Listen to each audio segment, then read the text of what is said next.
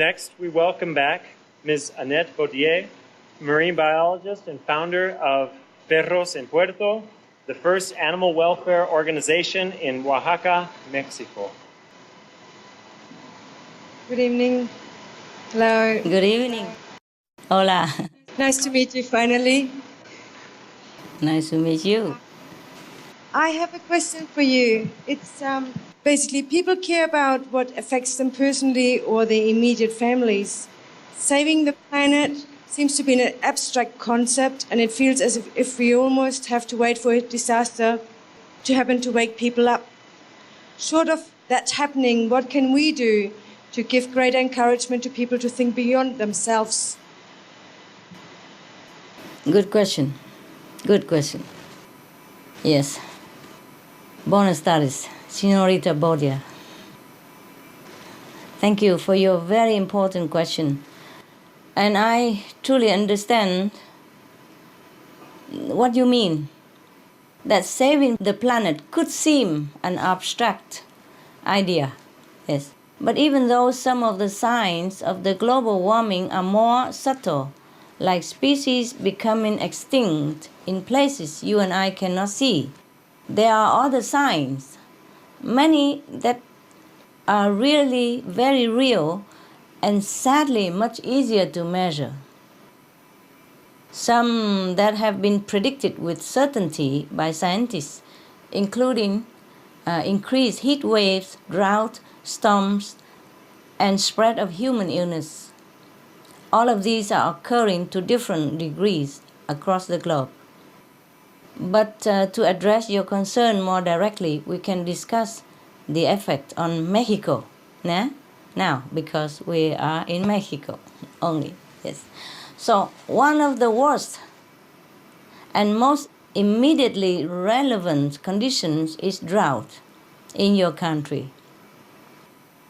Mexico City's Mayor Marcelo Ebrard recently stated that climate change is the cause of these prolonged dry conditions, with experts saying that this drought is the worst your country has seen in 50 years. Potentially 70% of the Mexican people are now facing a great risk of water shortage. In 10 Mexico City boroughs, plus 11 other surrounding municipalities, families are being subjected to water rationing as the dams supplying the area's water are at their lowest level in 60 years. Meanwhile, your country's growers are reporting crop losses of over $1 billion, with some saying that this could lead to a food crisis. These are without doubt very real and direct impacts on the lives of individuals and families. And by the way, though it is unfortunate to be personally affected, the only good thing might be that it is effective in awakening us to take action. Speaking of disasters in particular, the rising intensity and frequency of storms comes from the warming of the ocean, which changes weather patterns. This past decade saw several such devastating events, like Hurricane Mitch in 1998, which took the lives of nearly 20,000 of Central American brethren, as well as Mexican fellow citizens. The following year, Tabasco State in the south of your country suffered from flash flooding that caused over 600 fatalities in 2007. The southern region once again endured storms and flooding, with hundreds of lives lost and hundreds of thousands affected. So, climate change is not an abstract concept at all. It is here and now, affecting our neighbors, affecting us, and more next. Children will suffer. Mothers and fathers will suffer. upon suddenly losing their livelihoods, losing their loved ones, losing their dignity and happiness, and all might vanish overnight. Mexico has also been particularly affected by desertification, which you know, due in part to her arid climate, as well as what experts report is the effect of excessive cattle raising and associated irrigation. In 2003, United Nations Secretary General Kofi Annan noted that 70% of the land in Mexico was already vulnerable to desertification, a situation that he said was causing up to 900,000 of your fellow countrymen to have to leave their homes every year. I repeat, it caused up to 900,000 of your fellow countrymen to have to leave their homes every year, with many going to seek better livelihoods in the United States if they can find it. This astonishing number of nearly 1 million Mexican people per year came from a Mexican government report. Yeah, I'm not making it up. It comes from your government report, which stated that soil conditions were too parched for citizens to support themselves and their families. Another study conducted last year found additional desertification, particularly in Oaxaca state. So it could really be said very regrettably that your people are among the many today who must cope with the real and harsh status of climate refugee. These are just a few examples of how climate change is already taking its toll on the Mexican people. It's real, madam. It's intensifying. It's not abstract. And please remember, the number one cause behind it all is animal agriculture. People has to be informed fast. Besides the adverse effects that livestock production has on the planet, the consumption of meat is also destructive to our health. We can nowadays look up on the internet and find all this information, easily available. If not, we have our website, www.suprememastertv.com.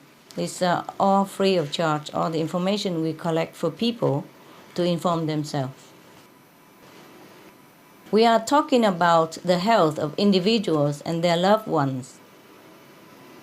Another personal way that lives are affected. Meat and dairy consumption are known to lead to obesity, heart disease, high blood pressure, strokes, cancer, and etc., etc. These diseases are also far more prevalent among meat eaters, leading to inevitable suffering and early death. Furthermore, the cruelty of the meat industry brings another type of disease, foodborne bacterial infection, due to the extremely filthy, unhygienic conditions of the meat processing plants.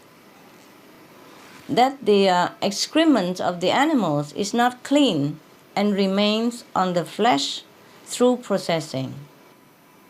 This results in potentially deadly diseases such as by E. coli, Salmonella, and Campylobacter, as have been reported worldwide, and another health crisis that has been born through livestock is swine flu, as you know it, affecting countless of your citizens.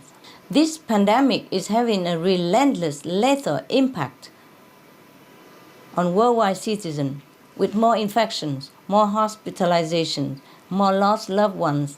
As many as 12,000 have died since April, according to official reports. And out of these, I'm sorry to say that Mexico has lost more than 450 people, the fifth highest fatalities in the world, and the trend continues. This is very sad, madam. Scientists have explained that the swine flu virus was bred and then mutated to a human transmissible form in livestock facilities. Their atrociously filthy, dark, cramped, damp conditions make them more like breeding farms for flu viruses, not a farm for animals. Sorry, it's very sad.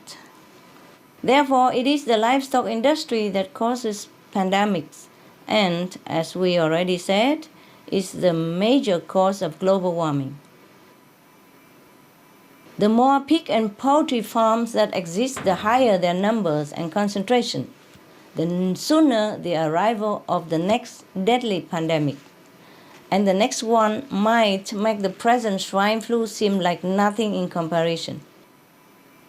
So there is no question that livestock production is breaking up our society, killing our people and the planet, and terrifying our families. How are we swallowing all this pain and grief? It's hard to fathom. So we can see, Señorita Boria, that the picture of our plight is not abstract at all, but it's our very, very life experiences at stake. Our health, livelihood, homes, education, even the peace with our neighbors can cave into conflict when things like water or land become scarce. These are already happening around us. However, the good news is that the way to end all this is truly even more real and quickly manifested than the problem itself, because each and every person can do something significant to stop global warming. And you know already what that is, right? Yeah. The vegan diet. And here I say vegan rather than vegetarian, because we also need to eliminate the eggs, dairy, and fish industry. These products are all part of the inhumane cruelty to the animals and the greenhouse gas production of the livestock industry that is destroying our planet. We can inform the people of all this. The government should inform people of all this, so that they can see that their lives and the lives of their loved ones are on the line due to climate change and livestock production. So even if they can only think for themselves and their loved ones, they still need to take fast preventive actions now to protect their children and families by turning to vegan diet. But you see, we are not just victims, we are also the rescuers and part of the solution. If we stop the meat eating, we stop the animal consumption. We must all be vegan. There's no other solution. I'm sorry. And the more people do so, the more it becomes like a popular trend. So in that way, it's also easier for people to think beyond themselves when they see the positive results of changing. You are welcome, like everyone else, to go to suprememastertv.com/SOS for more details, all free of charge and free of condition. All the information there is available for you and anyone to share. The main thing is switch away from meat, eggs, dairy, fish, meal by meal, day by day. And we will be living in a vegan paradise in no time. Thank you, Señorita Boria, and God bless your efforts and for you being a vegetarian. Thank you.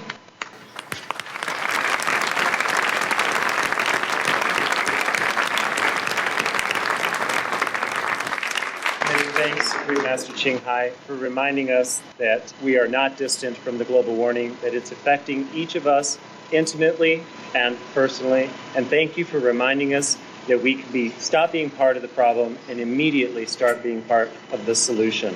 And thank you, Ms. Baudier, for your gentle question. Next, we have questions from Mr. Edgar Espinosa Cisneros, a vegetarian and environmental geographer, also specializing in bioethics, particularly the relationship between humans and non-human animals. Hello, Master Ching Hai. Hello. It's a pleasure to meet you, even if it is via video conference. Pleasure is mine. Thank you. My first question is, how do you think that we can face up to the big corporate interests involved in the meat industry, which are usually against what you have said is true, and which also have a lot of resources for lobbying. And my second question is, in some cases, just spreading the message of the need to adopt a vegan diet is not enough to change people's dietary habits. So what do you think is the most effective way to reach out to people to become vegans, and why? Thank you. Good question. Buenas tardes, Señor Espinosa Cineros. It is true what you said. It's correct what you said. It's true that the big companies and lobbyists are powerful. But we are more powerful. We are more than them. We are more in number. It has been well hidden from our view the truth about the cruelty and damages of animal raising to our health and our planet. And the products that come out of the factories destroy our health in many ways, like type 2 diabetes, which, by the way, is the #1 cause of death in Mexico. Obesity, cancer, etc., etc. The list goes on. But even though the corporate entities are politically powerful, we have many effective tools to achieve what we need. That is animal-free food production and animal-free consumption. And no one can prevent us doing what's right for our lives and that of our planet. We just stopped using, eating, buying animal products, then these corporations just disappear in no time. So the power is in our hands. Some people might think that we should sue the livestock companies. A New York Times journalist once wrote that people should sue because there is scientific evidence that meat causes death. Actually, every year there are many families who sue meat companies because their children were killed or got extremely ill or paralyzed due to E. coli and other foodborne illnesses from eating hamburger, for example. And one group of obese people who had eaten fast food for many years also made a lawsuit against fast food companies for knowingly serving harmful food, like meat. Similarly, tobacco companies were also sued for causing the death of their customers, and they won. But I don't condone this practice. We don't want to take the time to go to court. We don't have time also. We are running out of time. We just stop using animal products. That is sufficient. And please, bear in mind, to be fair and honest, that also the meat companies themselves might not even be aware of the meat's harm on humans and the planet. They might not be aware. Besides, we, the ordinary consumers, exercise the most powerful vote simply by boycotting meat and all the animal products and becoming vegans. There would be no need to continue the life-threatening practice of animal raising if we all became vegan. To give an example of how powerful consumers are, the pork industry in the US has lost $5.4 billion since 2007. Company after major company is declaring bankruptcy right now. So they are asking for help from the government, which ended up buying their unwanted pork products from the farmers for $105 million in 2009, for example. The reasons that the powerful pork industry is struggling are, #1, high cost of feed grains, and #2, the consumers are not buying their products as much anymore since the swine flu outbreak. Imagine if no one eats meat, no one would ever kill these animals for a living. That would be more powerful than the companies lobbying. Don't you think so? Yes or no? Yes. Yes. Yeah. Yes. Everybody, yes? See? Sí. Right. Gracias. Gracias. Gracias. Yeah, we have the power, huh? The animal company only have power because we give them the power. We share our power with them. We buy their product, so they have the power. But if we stop buying it, they gone. See that? How powerful we can be. The ordinary people.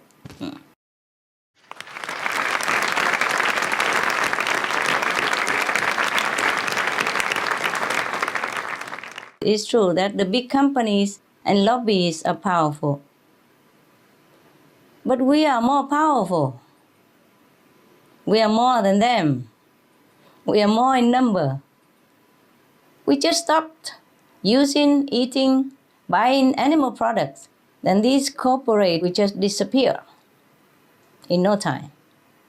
So the power is in our hands.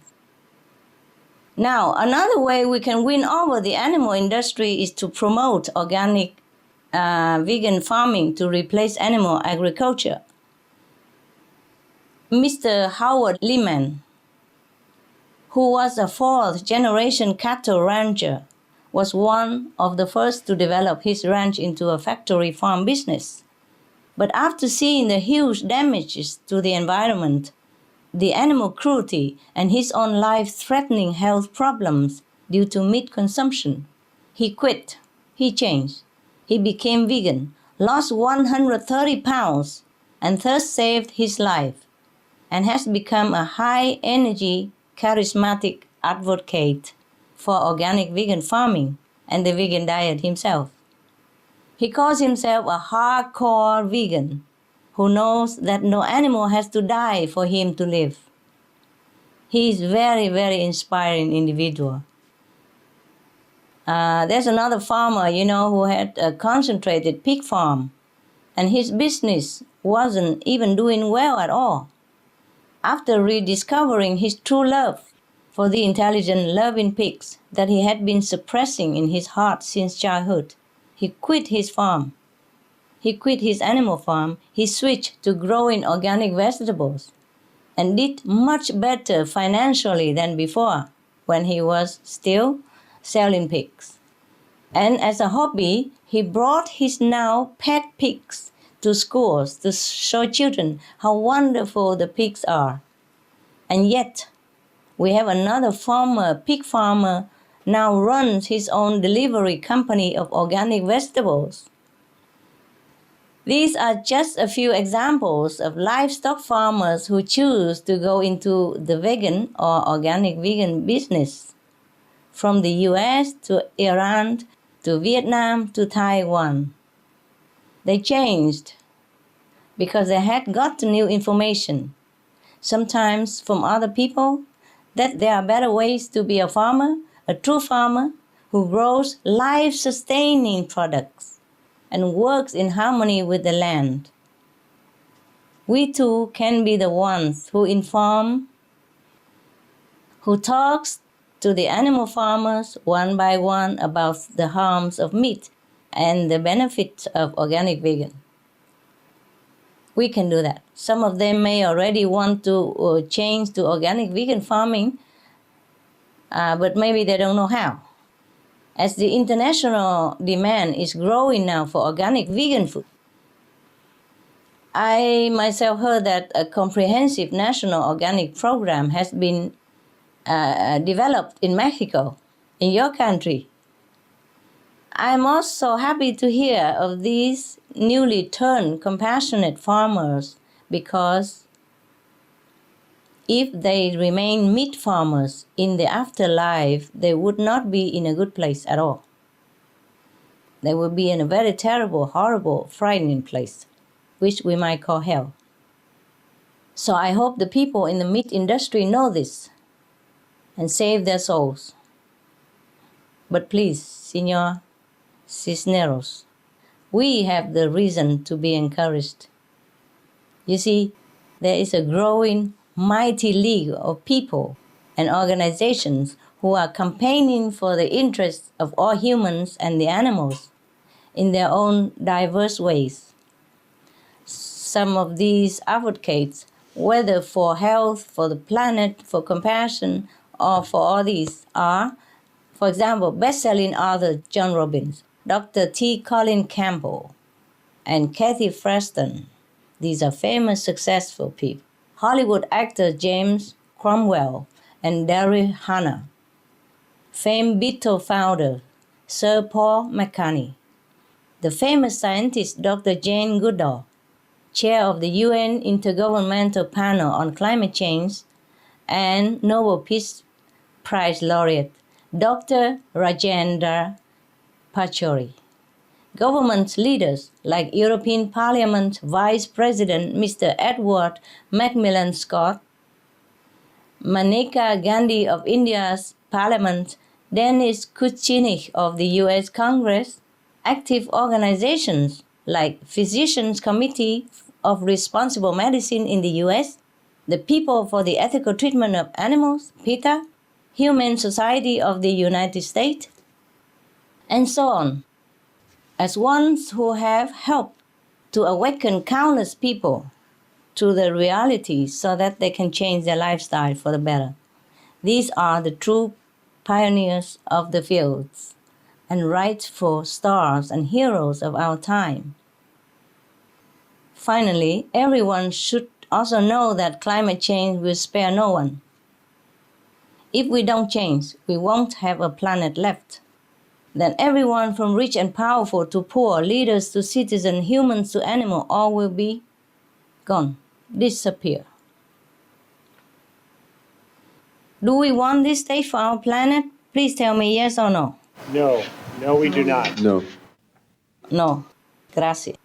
Me neither. I don't want it. I want to save my planet. No safe box full of money, no big bank, no all the lobbying in the world can save anyone at all if the planet's gone. So this isn't for the interest of myself or any particular group. This is in the best interest of our humankind and the whole planet's survival. I want you to have a big applause for all the heroes that I have listed above, to thank them and to help them to continue, encourage them to continue.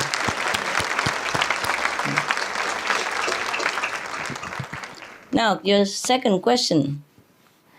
Please be informed that there are many successful ways to encourage or assist people to adopt the vegan lifestyle. Aside from spreading flyers about all the benefit of the vegan diet, be it health, environmental, and spiritual benefits, there are other effective ways. As the saying goes, the way to a person's heart is through the belly. So many people nowadays are very interested in becoming vegetarian or vegan, but they don't know how, because they never cooked them before. But actually it's very simple. Replace the piece of meat with a piece of vegetarian protein. And it's the same, cook the same like before. But we can show them, you see, by teaching people how to cook vegan dishes, or open more vegan restaurants to make money for yourself and to help people adopt to the new diet and make it convenient for people to change. Since a long time ago, I have also encouraged our association members to offer veggie cooking classes to the public to show people that vegan dishes are superb in taste, excellent in nutrition, and satisfying to the stomach. And of course, it does wonders for our conscience. More recently, as time is really running out, I ask my people to go all out as much as possible to spread the benefits and the know-how of the vegan diet, like opening vegan restaurants. I also had the idea of a chain of vegan restaurants that would serve fast, tasty, nutritious vegan dishes called Loving Hood. And it did came to fruition. There are many of them now, more than 90 in many different countries. Loving Hood restaurants are opened, from Taiwan to France to the United States to Australia. They open in busy places like shopping centers and main intersections. People can open vegan restaurant also. Everyone. And every time a new location opens, customers are also happy and say that if they could eat this kind of food every day, they would be vegan in no time, no problem. Families like it, parents like it, their children like it, and because it's healthy. Business people like it because it's tasty and convenient. Students love it because it's affordable and gives them energy, etc. They don't go for it necessarily because it's vegan, but because they really think it's just normal, great food. Or, as the customers, young and old, report, even better than meat. So by making vegan cuisine and products more accessible to people, it becomes a real alternative. We can open a vegan shop, vegan restaurant, etc. Yeah, and many of our association members also set up vegan product companies, vegan cafe, vegan trailers, vegan food carts, and I also suggest that they could sell simple vegan food daily or on the weekends, on the street or near schools to spread the trend, and these have had a lot of success.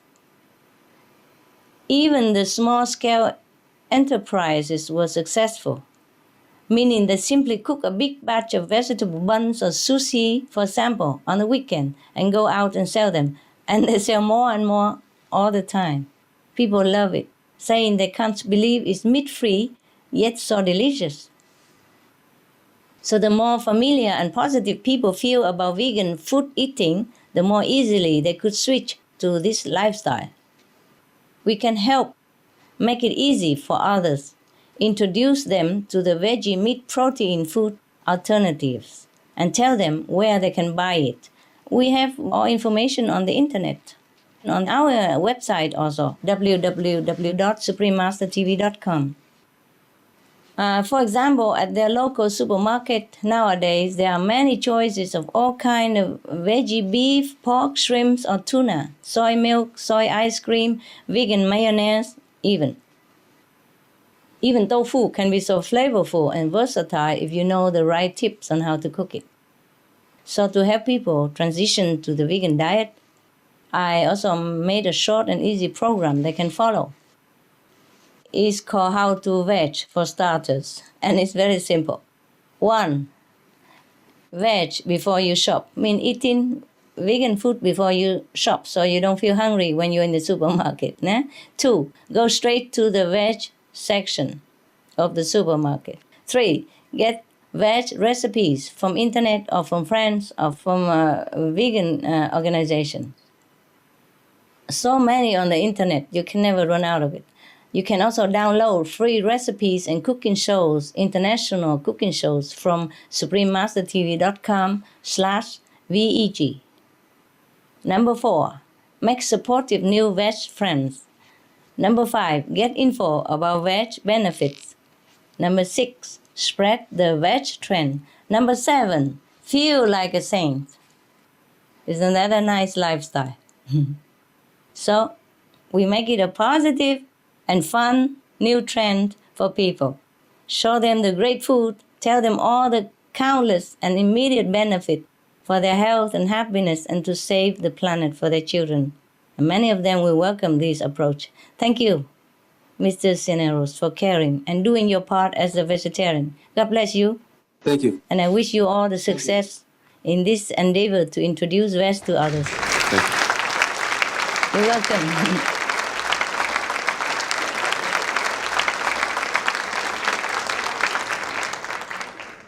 Many, many thanks, Supreme Master Ching Hai, for your most loving answer. And thank you, Mr. Edgar Espinosa, for your insightful question. Next, we will read a question that has been forwarded from Peru by Mr. Pedro Alemant, vegan, musician, and animal activist.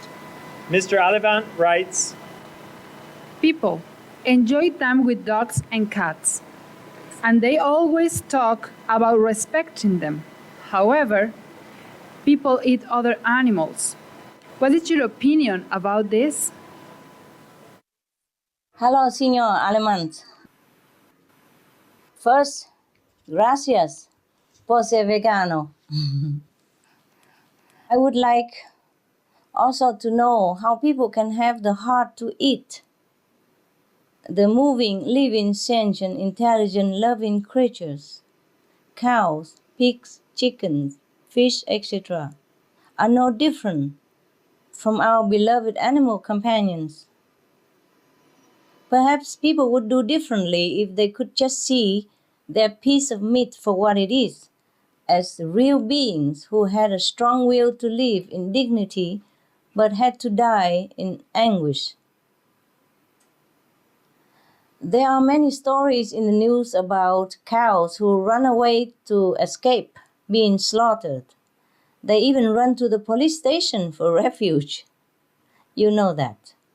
There was one such case of a cow who was seen in the streets of New York City even, because he escaped.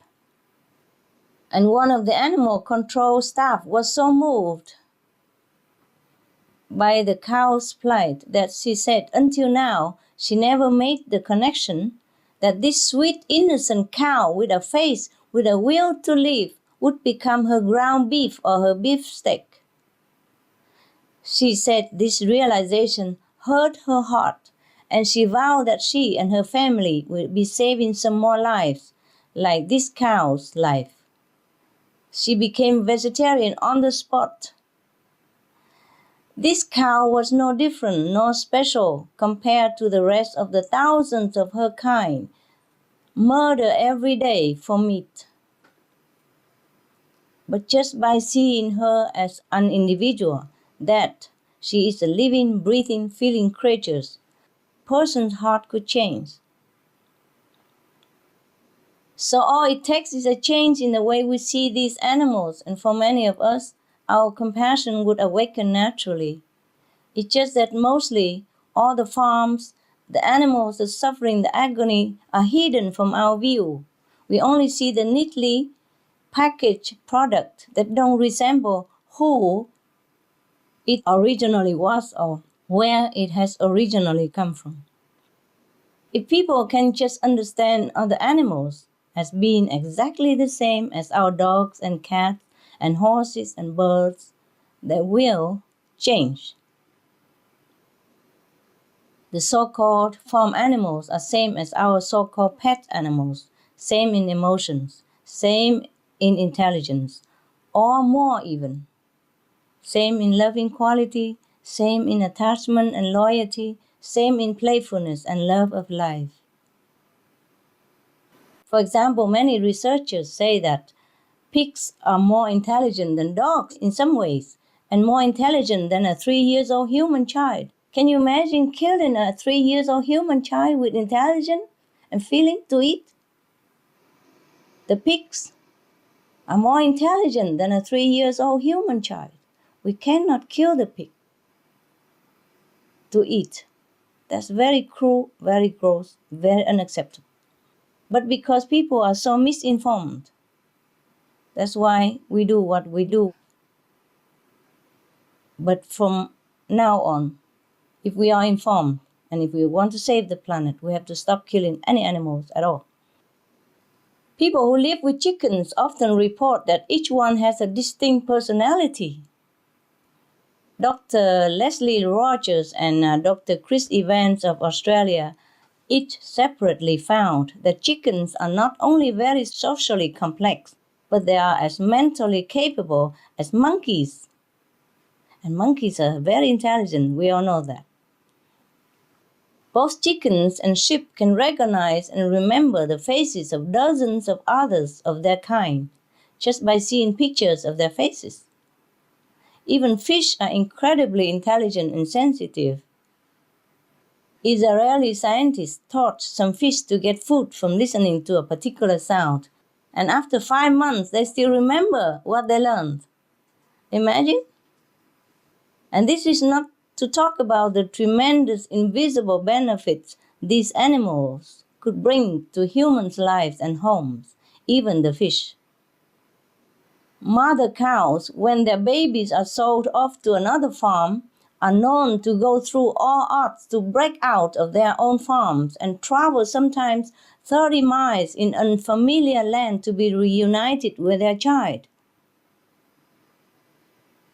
And we eat the cow who has such a love, such intelligence. If we know this, we can't, just because we did not know. People can find out more about the animals they eat if they dare to open their hearts by books or by visiting Animal Sanctuary, or they can watch our program on suprememastertv.com/AW for Animal World, Our Co-Inhabitants, which has many interesting programs that reintroduces us to our fellow animal friends. You can tell people all this, so they will change themselves. We have lived so long with them on this planet. It's about time that we should get to know them, make friends with them for the wonderful, respected, and noble beings that they are. Thank you for being concerned. God bless you.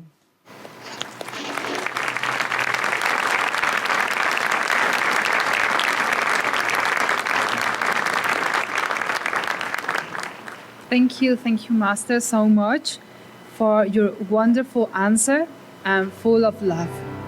And Mr. Pedro Alemán in Peru, we appreciate your caring question.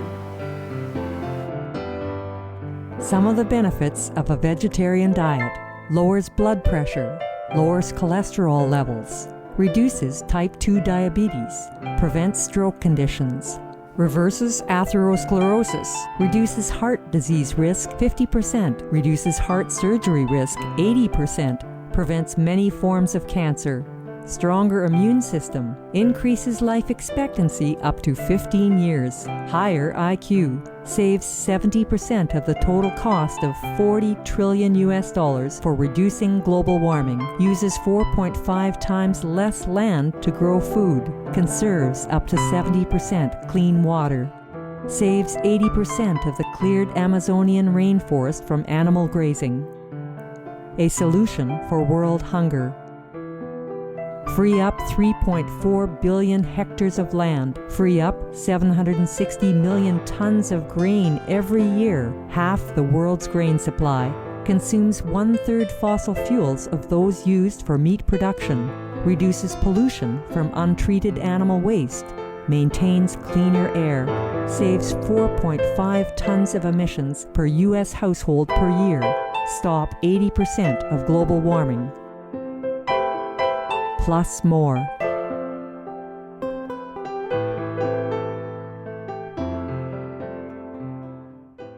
And the last question is from Mr. Mauro Alberto Torres Valadez, a vegan and distributor of cultural books in Mexico City.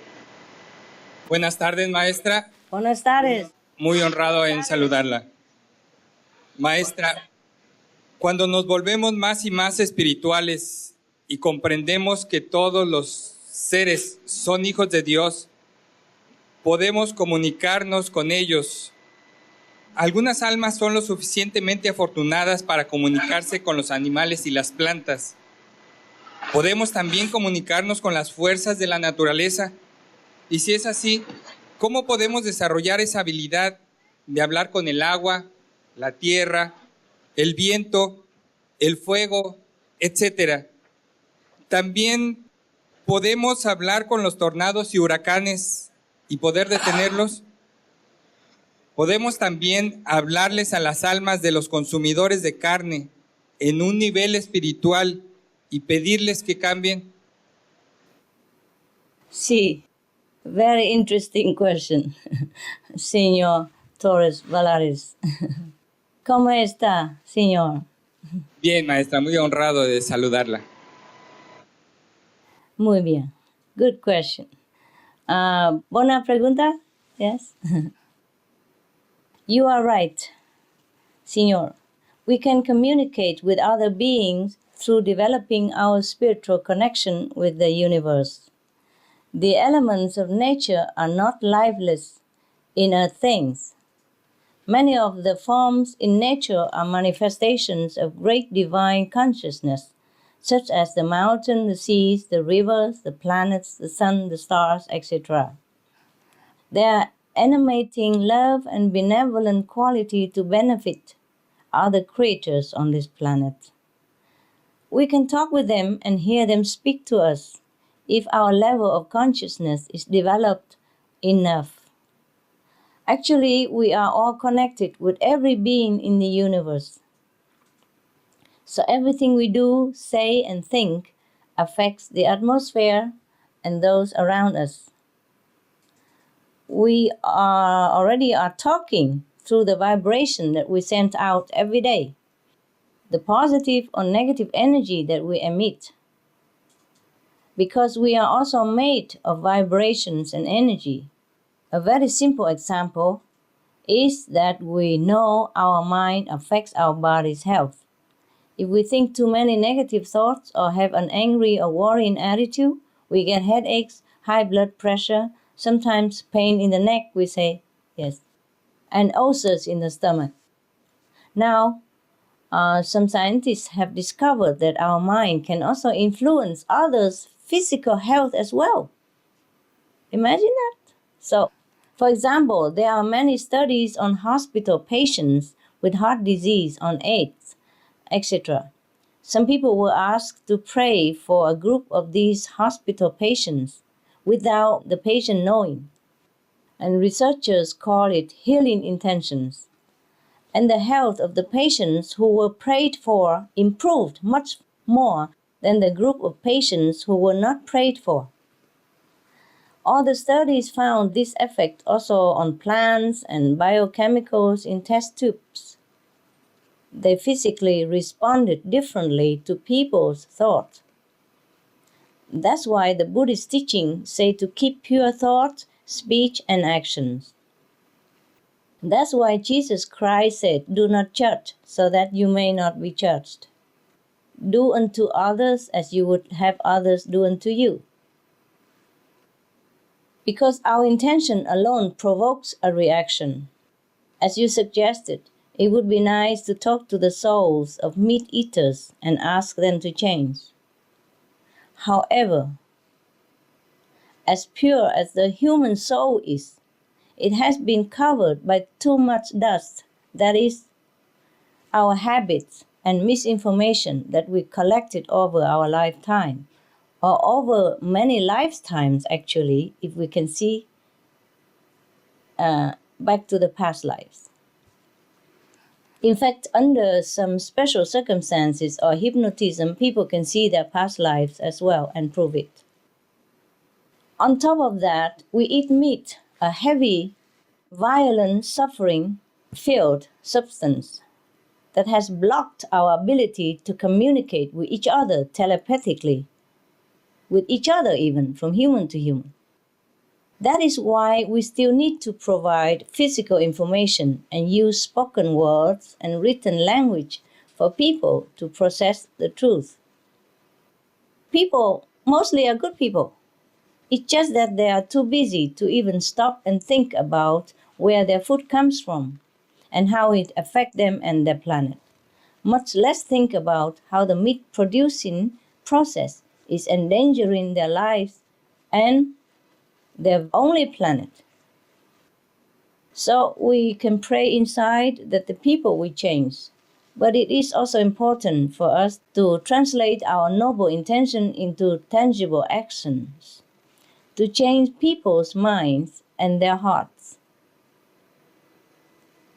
As for talking with tornadoes and hurricanes, we must understand that such natural disasters are the consequence of the negative energy in our atmosphere. And this negative energy in our atmosphere is created by our feelings, our thoughts, and actions of either hatred, violence, and of killing so many humans and innocent animal lives.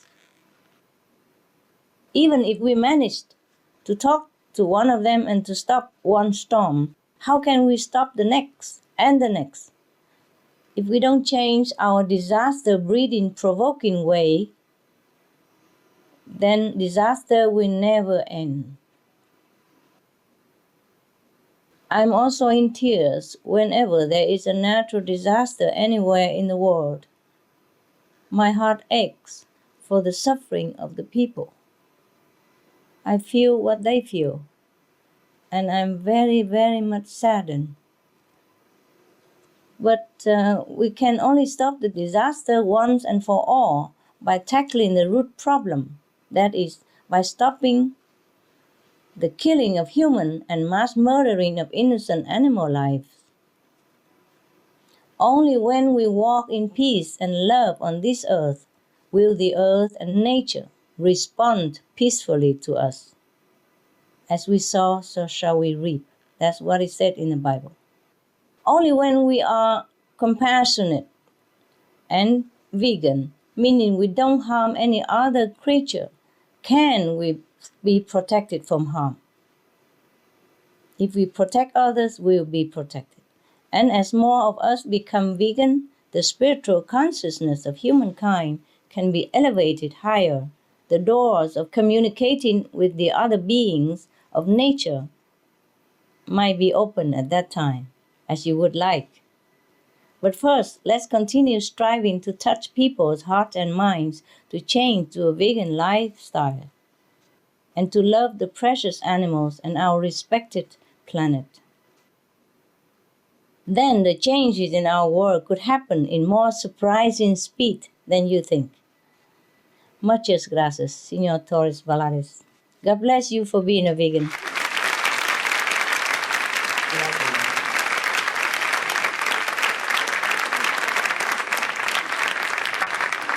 Thank you so much, Supreme Master Ching Hai, for your profound answer.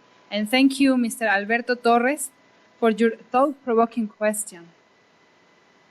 I'd like to thank you, our distinguished speakers and guests, for your very important questions concerning this urgent issue. Our most profound appreciation, Supreme Master Ching Hai, for your illuminating responses during the question and answer period. Everyone's collaboration is so important in this urgent time. Right.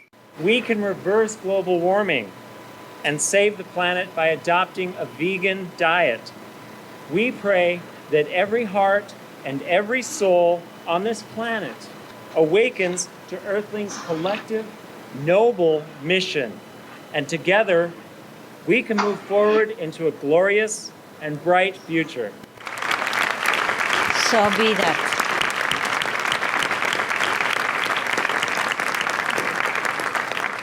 Before closing the conference, Supreme Master Ching Hai, would you like to share a concluding remark with us?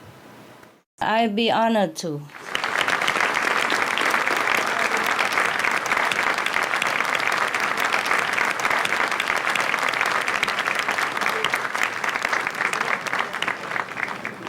I love your audience, such a patient, peaceful people in such a hot congregation and still sitting patiently, interesting because they love their children, they love their planet. So I'd be glad to share my final thoughts with people for today. And I have to say that I'm reluctant to leave you. Such beautiful audience and wonderful people. Señoras y señores, ladies and gentlemen, I thank you once again for the opportunity to be with you today. My appreciation goes to all the respective government officials, esteemed speakers, the good media, and distinguished guests. A special thanks as well to the conference organizers. They must have been working very hard for many weeks. As the December summit on climate change in Copenhagen quickly approaches, many of the world's citizens are praying for action. Please pray with us, more fervently than ever before, so that the leaders of the world will choose the correct action, including and foremost the vegan lifestyle to save our planet. And I have seen that your country's president, His Excellency Philip Calderon, and honorable magistrates, the mayors of different cities, representing the dedicated governments of Mexico, are striving to receive the best information for the wisest actions.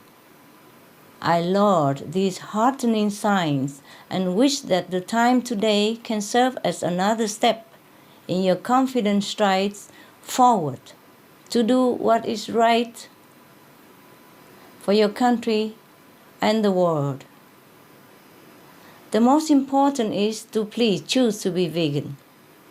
The vegan diet is not an option anymore. It is a must.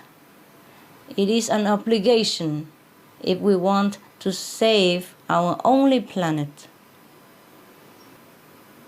Vegan is also not a lower priority or even a secondary priority task. It is the first task. That is, if we want to save our children. And we cannot do it. I promise you, as one so honored to have your trust, that vegan first, then all else will have time to develop. Like time and protection, these we will have.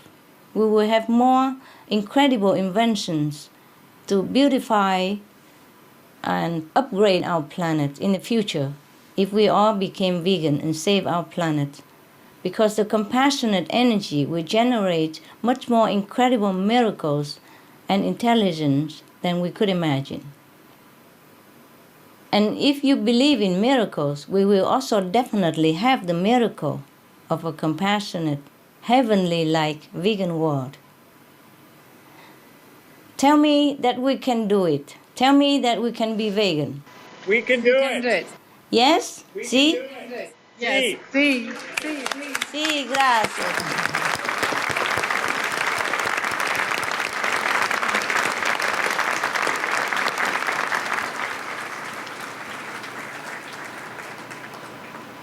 Thank you so much, Supreme Master Ching Hai. From all of us, we respectfully wish you the greatest of health as you continue your noble work to uplift our Earth and all co-inhabitants. You are as beautiful inside as you are outside. From today's event, it is clear that we can still save the planet.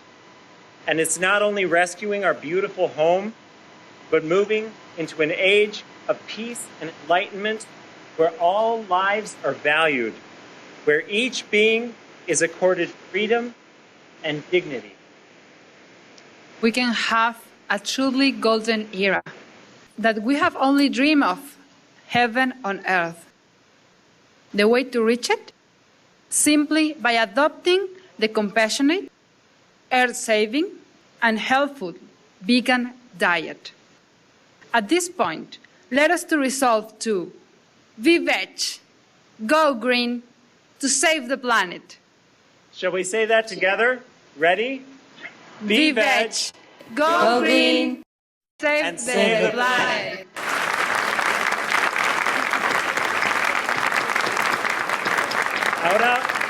Ahora vamos a decir esto en español.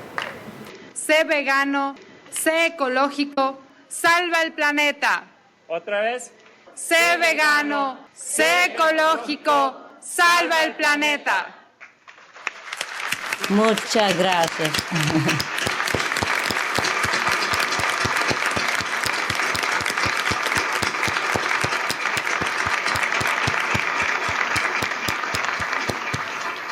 God bless you all. God bless Mexico. Muchas gracias a todos. Thank you, Master. Thank you, Master. Thank you so much.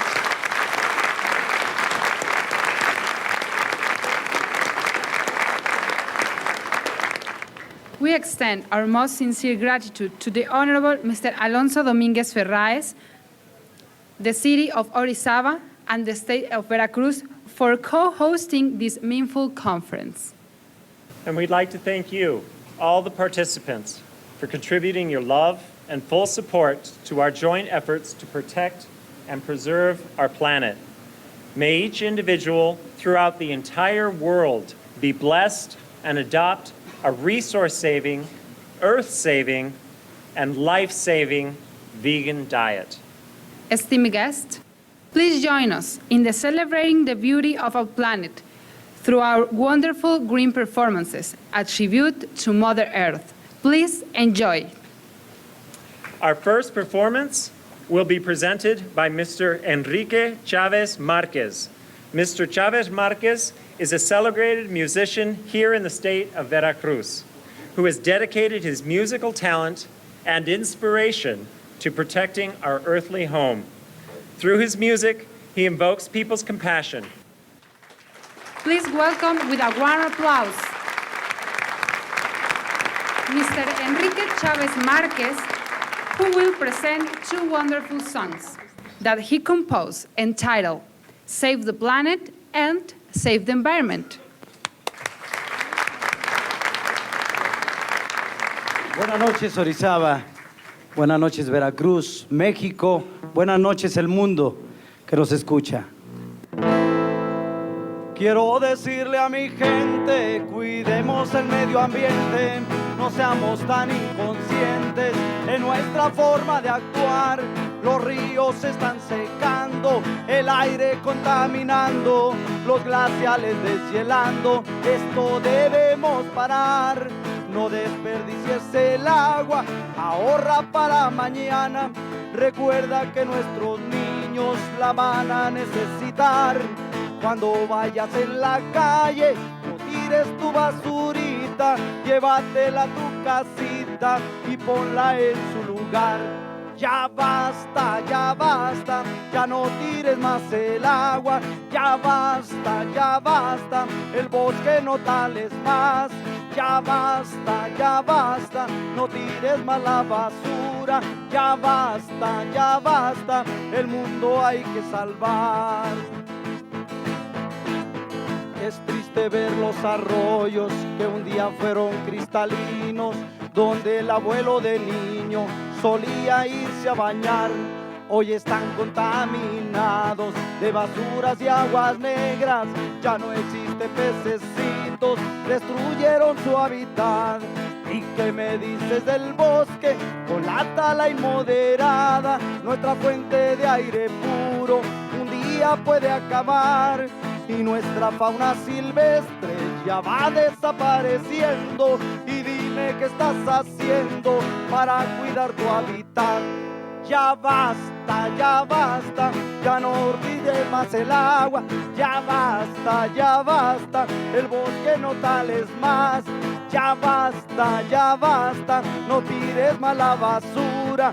Ya basta, el mundo hay que salvar.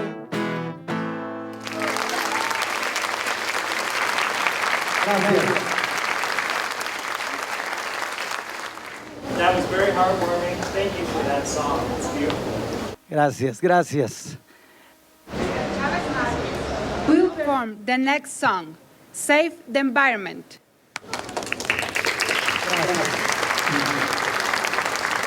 Maestra Shanghai, esta canción fue inspirada en sus palabras, en esa forma de ver la vida y de ver este problema del mundo.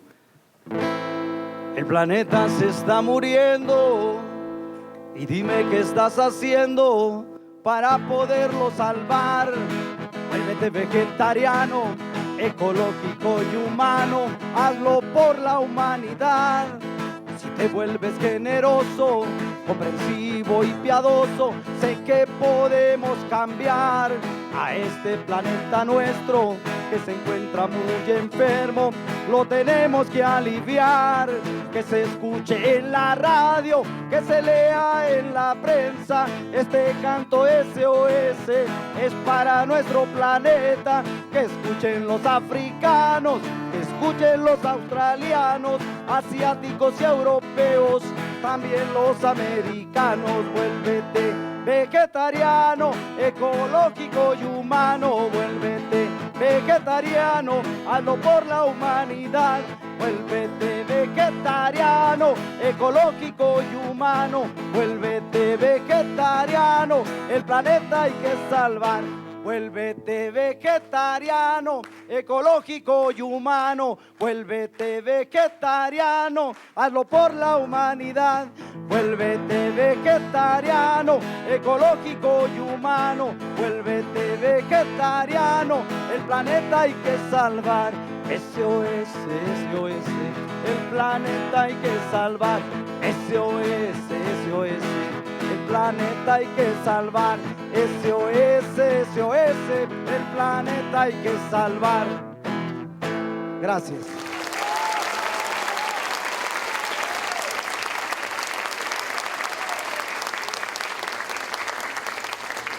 Those were wonderfully inspiring songs. Thank you so much, Mr. Enrique Chavez Marquez. May your music and lyrics continue to touch people's hearts.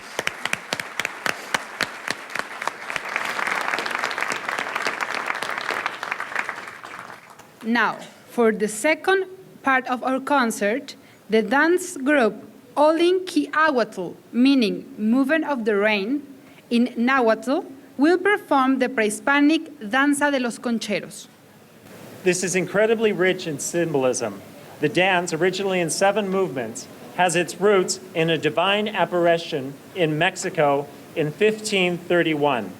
Both the indigenous and the European cultures were blessed and inspired from this event. And this dance reflects input from Mexico's rich heritage. The sacred dance begins with a greeting to the 4 directions of the wind and the 6 universal directions, all of which allows the dancer to enter into the rhythm of the planet and universe. Tapping feet call out to Mother Earth, while extended arms reach out to the cosmos. Each gesture is meant to heal, harmonize, and create well-being and abundance, culminating in a release of spirit to the divine. The mystical dance expresses a wonderful love of Mother Earth and all who inhabit it. Please let us extend a warm welcome and applause to the dancers Olin Kiahuatl.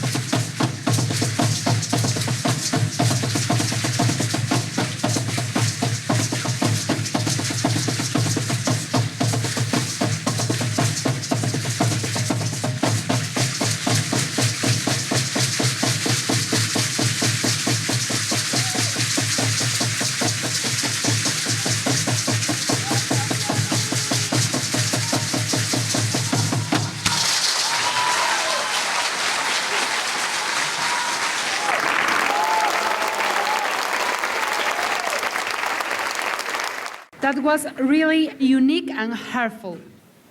We are sure the audience will agree to our precious Mother Earth. It's to be treated with our respect and deepest love and care. Thank you so much, all the performance of the Olinki Awatl, for this fantastic dance performance. Yes. This brings our conference to a close. Our deep thankfulness for the wonderfully supportive energy of all participants.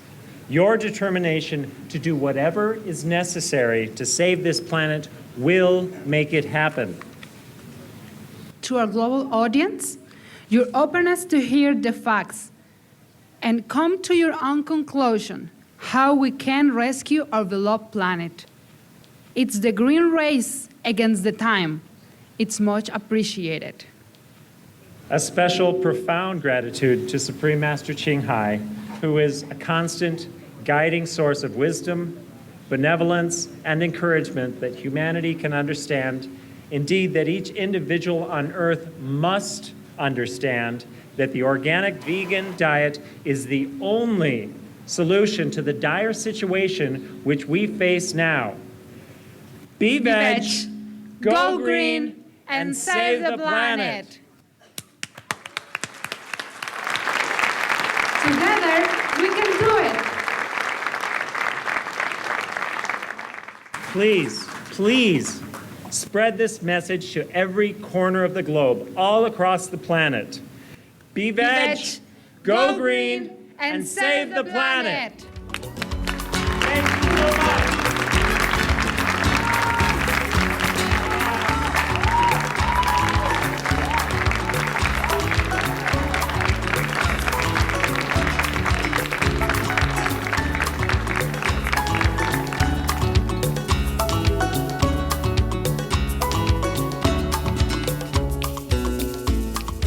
Me siento muy satisfecho, muy encantado de haber participado en esta conferencia en este estado de Veracruz, en Orizaba precisamente. La canción que interpreté, Salvemos al Planeta, pues fue precisamente inspirada en las palabras de la maestra Ching Hai, y sus palabras las transmití en esa canción. Creo que es su pensamiento de ella. Yo solamente me dejé guiar por ese mensaje divino de la maestra Ching Hai. Es una oportunidad que me da la vida para mandarle este mensaje a la humanidad. De verdad, es tan terrible lo que hemos hecho con nuestro planeta, pero como dice la maestra, si actuamos rápidamente, el planeta se puede salvar. Estoy preocupado también, sobre todo por nuestros hijos. Yo quiero dejarles el mundo bonito, y creo que si nosotros nos unimos, y bueno, como dice la maestra, que se escuche en la radio y que se lea en la prensa, hay que mandar el mensaje a todos los continentes, a cada ser humano que habita, para que nos ayude, y yo siento que lo vamos a lograr.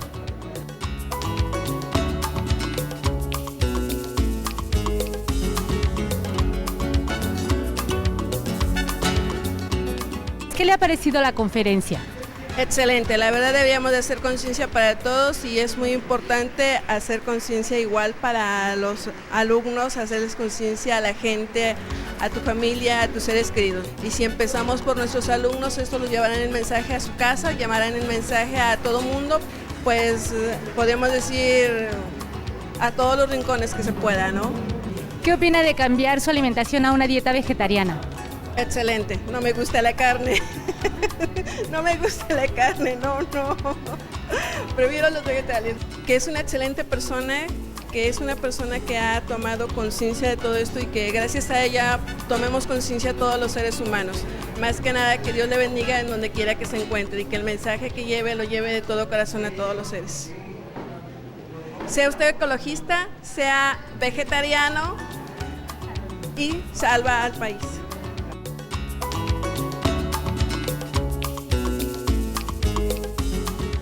Que sigamos este buen ejemplo de la maestra suprema Ching Hai para volvernos vegetarianos ecológicamente y salvar al planeta.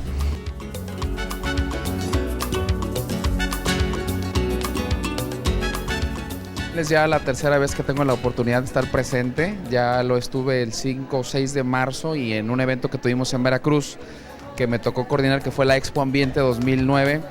Y bueno, la verdad es que inmediatamente podemos sentir el gran espíritu y la gran preocupación de la maestra Chin-Hai por cuidar y proteger el medio ambiente. Sus palabras nos contagian, nos motivan y nos transmiten una paz que nos permite pues tener la conciencia de tomar decisiones positivas en favor del medio ambiente, ¿no? Esto es un problema que cada uno de los más de 6,000 millones de habitantes que estamos en este planeta pues tenemos que tomar como propio, convertirnos en agentes de cambio, inmediatamente tratar de modificar nuestros hábitos de vida para poder impactar de manera positiva y sobre todo pensando en las generaciones futuras. Fue un gusto enorme haberla escuchado, es la tercera vez que me toca ya y la verdad es que me quedo impregnado de conocimientos, de paz, de humanidad y sobre todo concientizado. Entonces pues agradecerle mucho por ese mensaje, por esa responsabilidad tan impresionante que se ha echado encima de una manera propia de andar por el mundo con ese mensaje trascendente. Tarde o temprano vamos a poder modificar esos hábitos todos y vamos a tener un impacto más positivo en este planeta. Que es una conferencia que me ha movido mucho, tantas cosas que desconocemos, tantas cosas con respecto a nuestra tierra, pues al lugar donde vivimos, que hacemos tantas cosas en la vida diaria afectándola a la madre tierra, que yo siento que como seres humanos pues cobramos un poco de conciencia al escuchar toda esta información tan importante que nos han otorgado, que yo siento que es algo muy preciado y que no nada más debe quedar en nosotros por este momento, sino poderla transmitir, poder invitar a la gente a que participe en este programa tan importante que ustedes llevan a cabo en todo el mundo. Transmitimos información a través de preservar los recursos ecológicos, de evitar la tala, pero algo muy importante que debemos concientizar, yo creo que es el evitar el consumo de carne. Debemos hacer algo por salvar al planeta. Maestra, yo quisiera decirle que la labor que usted hace es una labor increíble, es una labor muy grande, que de veras que Dios le dé fuerza para seguir adelante y que ojalá podamos salvar a nuestro planeta. Sé ecológico, sé vegetariano, salva nuestro planeta. Después de escuchar esta interesante conferencia, nos abre un panorama muy especial para los que son emprendedores y microempresarios. Hay que regresar a tomar de la tierra lo que tenemos la oportunidad de nutrirnos interesantemente, pero también con una mentalidad de ver un futuro más próximo. Va a ser una enorme oportunidad para ayudarnos nosotros también a ese cambio, al cambio que es necesario y sobre todo a mejorar en salud, a mejorar mentalmente, a ver una vida más próspera y llevarle ese mensaje a nuestros hijos. El deseo, maestra, nuestro cariño, nuestro agradecimiento y a ustedes por esta noble labor y el cambio. Y vamos hacia ese cambio y salvemos el planeta. El mensaje me parece muy importante para todos a nivel mundial. Es un mensaje muy claro tanto para adultos como para jóvenes. Es una conferencia muy didáctica, muy instructiva para salvar al planeta, sobre todo para volvernos más sanos en cuerpo y en mente. ¿Estarías dispuesta a cambiar a una dieta vegetariana? Ese es mi propósito, de ser vegetariana, de ser ecológica y de salvar al planeta. Para todo el planeta lo que nos convendría ya es ser vegetarianos, dejar que los animales vivan libremente y nosotros comer lo que Dios nos da, la naturaleza, los vegetales, la ecología, cuidar más el agua, el medio ambiente y cuidar nuestro planeta.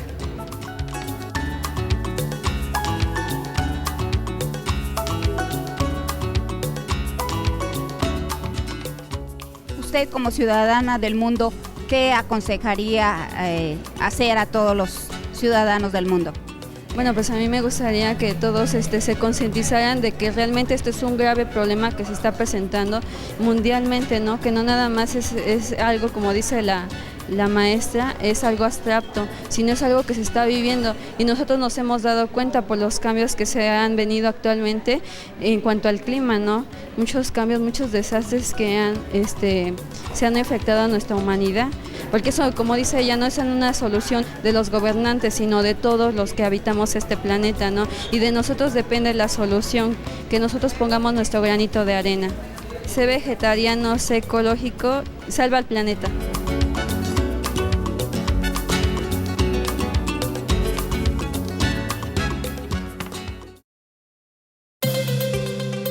In light of a plethora of scientific evidence stressing the grave state of our planet caused by climate change and the urgent need for immediate action, Supreme Master Ching Hai affirms the important message she has been delivering for over the past 2 decades. We must be vegetarian, meaning an animal-free diet, and we must practice sustainable living. If you can tell people to be vegetarian, that's the best thing you can do for them and for the planet.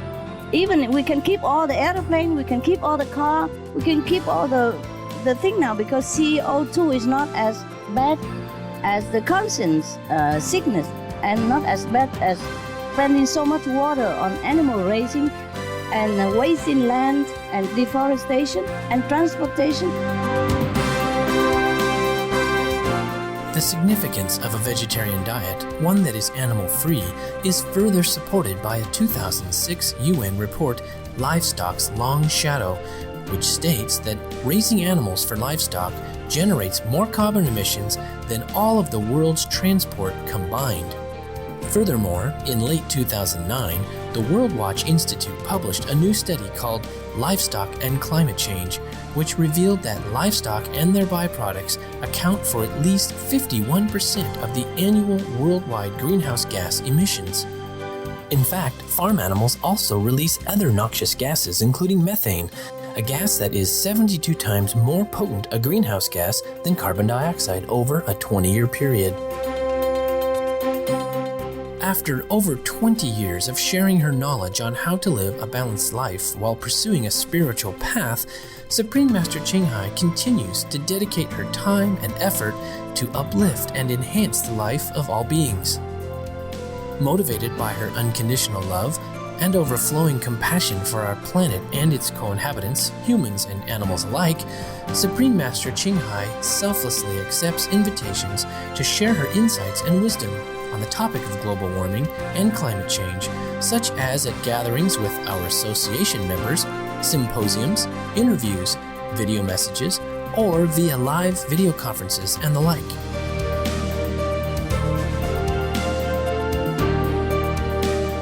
Today, we present to you Supreme Master Ching Hai's video message to the Association of Mexican Magistrates Pro-Environment Justice on October 29, 2009 in Mexico City, Mexico.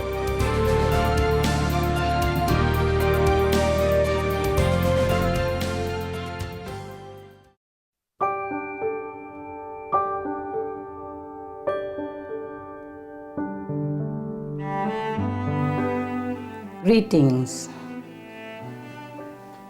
honorable magistrates, esteemed judges, respected assistants, noble ladies and gentlemen. I am deeply honored and humbled by the invitation to participate in this special occasion, inaugurating your new program, the Diploma Participation in Environmental Rights. As a fellow concerned citizen of this world, I offer my congratulations and gratitude for this sincere endeavor that demonstrates your high degree of care and dedication to the environment and our world. May it strengthen your ability to carry out what is most just for all beings on this planet. Today, I'm very honored to offer my humble contribution toward your wise rulings by sharing some of the newest scientific evidence about climate change and its most urgent cause.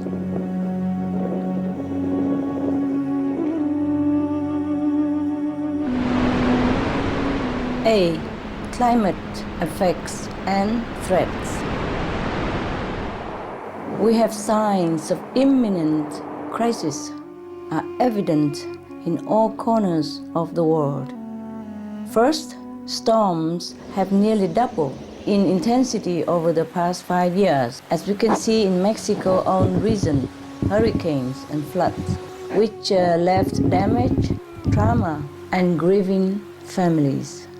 Meanwhile, sea levels are rising, and at a faster pace, with at least 18 island nations that have completely disappeared and many more coastal areas continually threatened.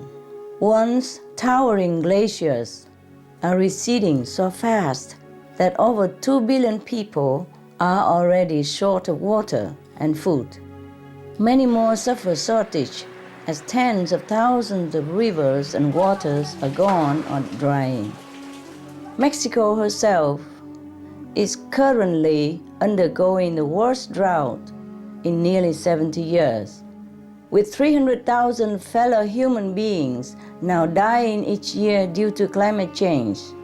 More than 20 million have been displaced as climate refugees. Scientists also worry about the billions of tons of methane sitting beneath the now melting Arctic permafrost and the ever-warming oceans. Just a fraction released from either one could trigger mass extinctions.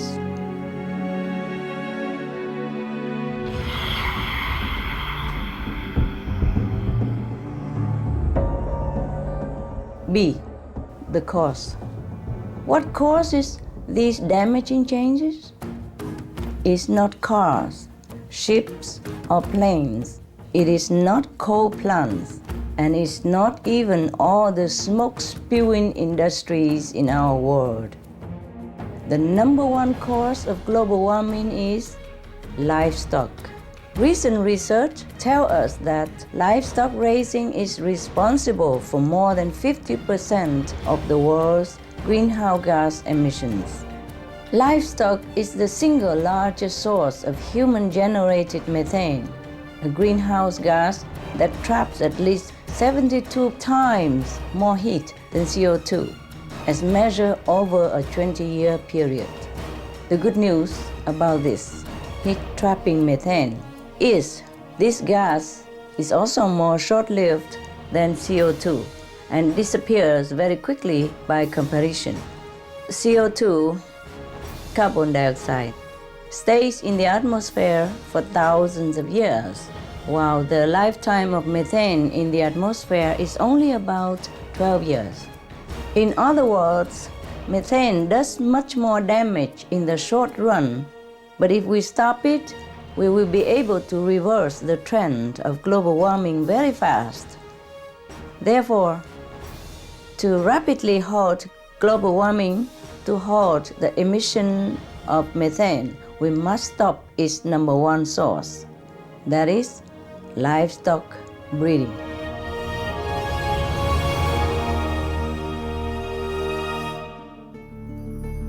C. Livestock. Now we talk about livestock. Livestock raising is responsible for countless adverse environmental effects, each of which further aggravates global warming.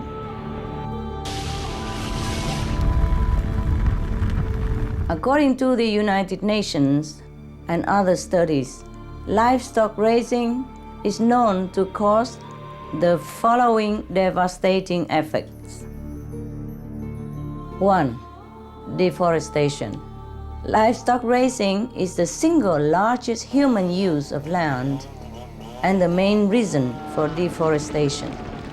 Since the 1970s, livestock production has been responsible for 90% of the Amazon deforestation to clear land for pasture and grow animal feed crop. A rainforest area the size of a football field is destroyed every second to produce just 250 hamburgers.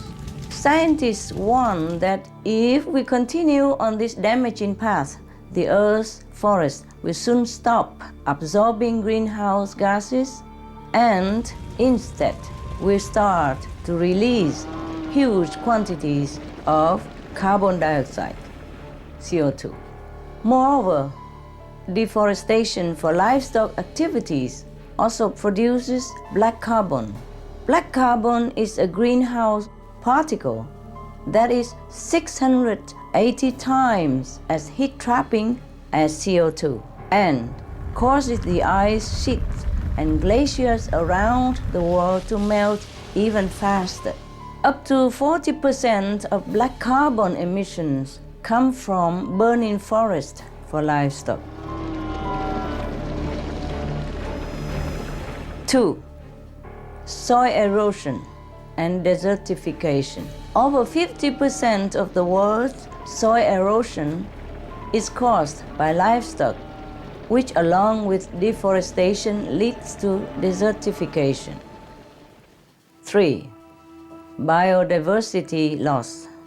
Livestock is the leading cause of animal and plant extinction due to land degradation and other habitat-destroying effects. The livestock industry is killing off our beautiful wildlife, including Mexico's own. 4. Deadly pollution. Of all sectors, the meat industry is the biggest source of water pollution. Excessive and unregulated animal waste, chemical fertilizers, pesticides, antibiotics, and other livestock-related contaminants choke our waterways and create oceanic dead zones, such as the massive one in the Gulf of Mexico. 5. Disease. Over 65% of human infectious disease is known to be transmitted from animals. The filthy and inhumane conditions of factory farming harbor lethal bacteria and viruses such as avian and swine flu, which we all know is a pandemic continuing its global deadly toll. 6. Food waste. Livestock uses up 12 times the amount of grain as the same amount of vegetable protein. About 730 million tons of the world's grain harvest are used to produce animal protein. This could feed all the hungry people, numbering 1 billion in the world and many times over.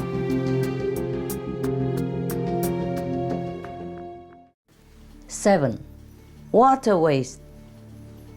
It takes over 1,200 gallons of water to grow one serving of beef, but only 98 gallons of water for one complete nutritional balanced vegan meal.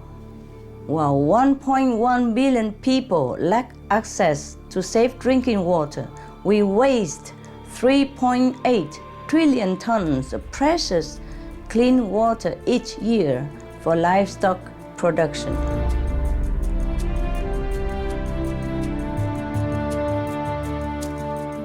8.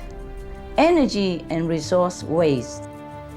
Animal products require 8 times as much fossil fuel energy to be produced compared to vegetable products. A study found that meat and dairy production in Mexico use the most agricultural supplies and resources in the country, and this is reflected elsewhere around the world as well. All the evidence speaks so loud and clear. If these resources, land, water, and grain, were turned instead toward the direct support of human life instead of livestock, what a different world we would have.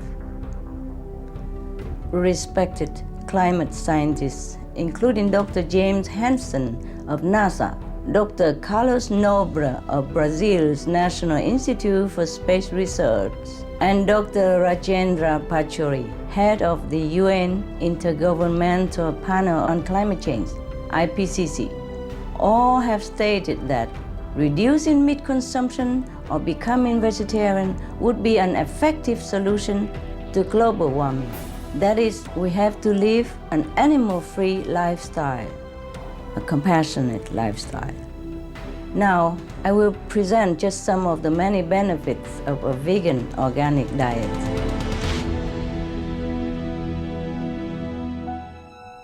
D. We have veg benefits. First, the land for grazing and feed growing could become forests that help reduce global warming.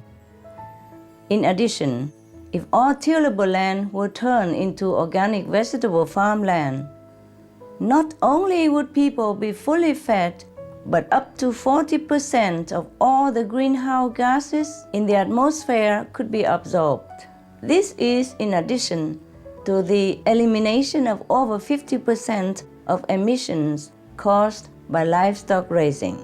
Therefore, in sum, we eliminate most of the human-made greenhouse gases by simply adopting the animal-free, the vegan organic lifestyle.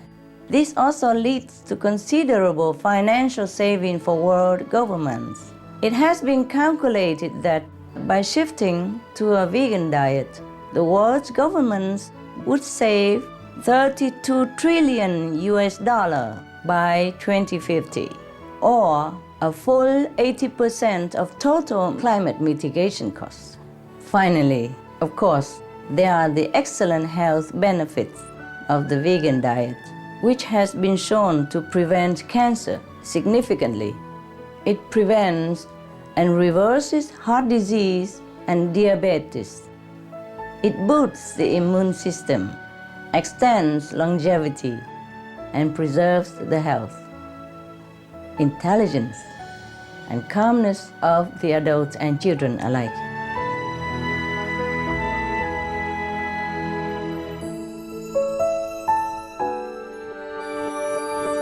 In closing, honorable sirs and madams, the great country of Mexico has always looked toward advancement in her environmental actions and are planning to be at the forefront to combat climate change and protect the world.